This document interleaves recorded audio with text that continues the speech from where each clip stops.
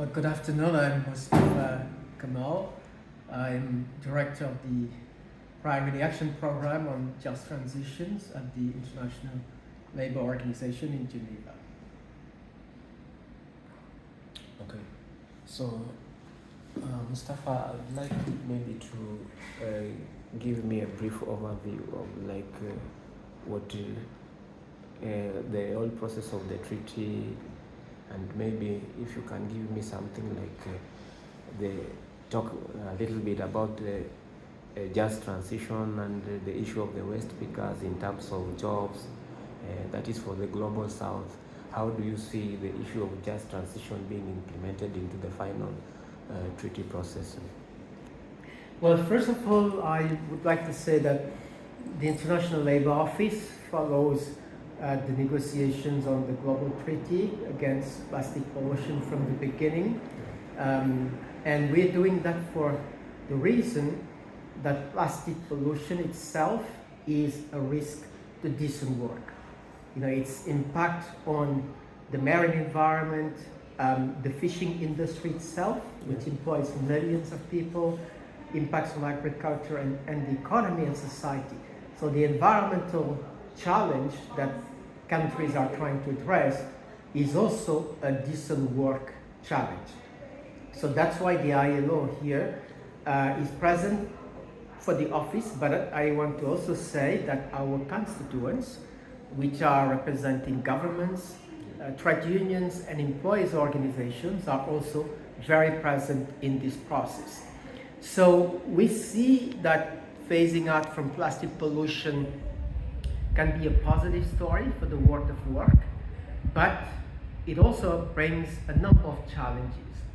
We know that in Africa, as in many other parts of the world, there are millions of people that work in the recycling industry, in plastics recycling. So if you just look at those informal economy workers that we refer to as waste pickers, Yes. they are estimated to be 40 million people around the world. But it's also important to note that waste pickers are only one part of actors in the informal economy. There are many more people, and then also that the workers dealing with plastics are the informal economy part, but then also there's the formal economy By sector. that you mean the waste workers? Yes, the waste workers. Yeah. Those who collect waste in somehow what we call informal economy.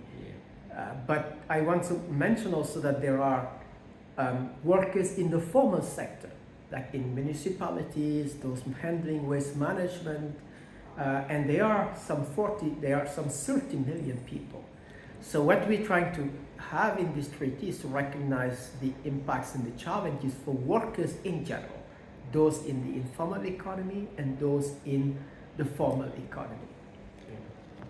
So what does this treaty mean for Africa now in terms of the just transition for the informal sector? Well, Africa is primarily concerned with the informal economy because we have many, many workers in the informal economy. And so how do you make sure that those workers, waste pickers and others can have a livelihood, in the process of phasing out plastic pollution? But I also want to mention that the reason why the ILO in the formulation of the treaty is trying to suggest a language around informal economy, because the informal economy includes the workers, but also the businesses. And we know in Africa we have thousands of micro and small businesses that run businesses on plastics, like even drinkable water. So what do you do with those thousands of small businesses that basically live from that? And that's why there's also an enterprise dimension to the impact on the world of work. So that's what we mean now. How do you achieve the ambition to tackle an environmental problem, maximize the economic and social benefits, and minimize the risk of social disruption for workers, enterprises, and communities? That's what the concept of just transition is about.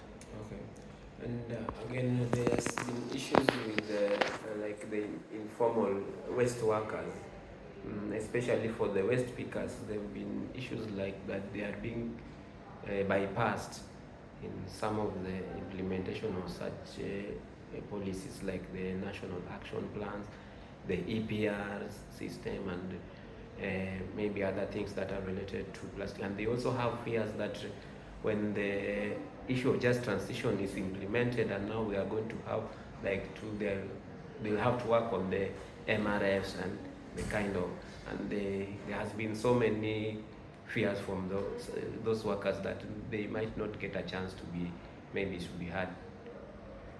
No, it's a very valid concern what we hear from waste pickers, and the slogan they use to advocate is nothing about us without us.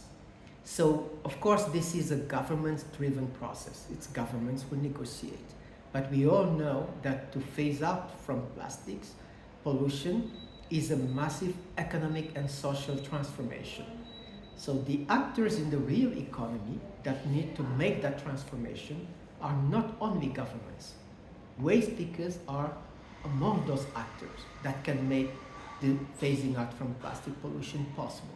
So therefore, they need to be part of the process. They need to be at the table, obviously not in the same level as governments, because that's what the process is here, but observers that have rights, and as we also say, they are not only stakeholders in the process, they are also right holders. So how can we make that process inclusive internationally, but also nationally when countries will get to the stage of implementation, so that you turn waste pickers and other workers, micro enterprises, from mere victims of a multilateral agreement, but making them agents of change, which they want to be and they can be. Okay. So, what do you think of their social protection, the labor protection in terms of their workers, their health and safety? Well, this is a very important point, and that's what the International Labour Organization is trying to contribute to the process. First, when governments recognize that there are socio-economic implications of phasing out from plastic pollution on workers, now what social and labor policies can make the transition positive? So first, you've referred to social protection. But take a case, if Kenya, another country in Africa, decides to close down a waste dumping site. Now you have people who used to earn their livelihoods from that. Can they get any income support, social protection? So that's part of what we refer to as social protection until they find something else. But there's also an element of skilling and upskilling and reskilling.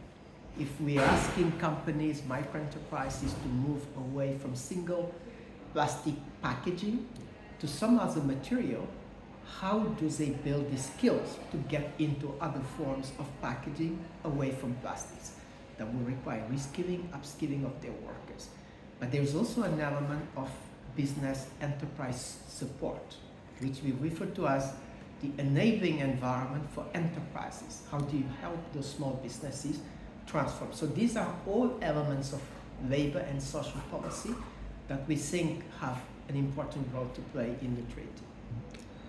In terms of the waste recycling industry, especially in the global south, there's been the issue where you find that there's that imbalance in terms of like competitive imbalance within the industry, where you find that there are some big companies, recycling companies, that are trying to compete with the small companies, and it's been quite like something that is bring a lot of conflict on like some of these companies that are small companies do not have the expertise and maybe the right kind of the recycling, the best infrastructure that they can be able to use to do the recycling, so thereby creating that imbalance in the market. So as the International Labour Organization, how do you ensure that maybe you try to bring something that kind of bring about the balance in terms of competition in the market? Well, it's an important point, and I think there are different kinds of enterprises, as you've said, that operate in this space. And there is, of course, a value chain. So it's important to make sure that the small enterprises find their space in the value chain from plastics. But that is also why it's important in a treaty like this one being negotiated that that element of enabling environment for small and micro enterprises is recognized. So, and I think a specific reference and recognition of the challenges and opportunities for small and micro enterprises is an important element that we hope will be put in the treaty. Okay, in terms of circular economy, I know that it is a new concept that is fast growing, and now most companies are talking about it, and it is a new concept that they feel that maybe it's going to make a lot of big difference in terms of maybe waste recycling, maybe especially in the global south. And there's also the issue of maybe some companies might use it as a way to kind of bring something to do with the toxicity, yeah, in terms of the kind of product that they bring into the market. So how do we ensure that maybe we put the right mechanisms to ensure that circular economy does not translate into greenwashing? Well, there is an environmental agenda there, and I know many organizations in the UN system, UN Environment Program, UN Industrial Development Organizations are active. But what we in the International Labour Organization pay attention to on the circular economy is the need for decent work. So we know there is an opportunity to create more jobs in a circular economy by shifting from take, use and throw into getting a rethinking of production from the beginning. Our own estimate is that in a world that is low carbon and with a circular economy, we can have about 100 million jobs that could be created. So almost close to 80 million jobs would be coming in a circular economy. But at the same time, we see that it will require a lot of restructuring. And if we don't reskill up adequately, 78 million jobs could be at risk in a circular economy. So that's why it's a positive agenda, but with many challenges. And that is also why the ILO at this moment is putting together a consortium, including the circular economy, the World Bank and others. And we are producing the first global assessment on decent work in the circular economy. So it's a report that we plan to launch at the UN Climate Change Conference, COP30, which will take place in Berlin this year. Decent work in the circular economy.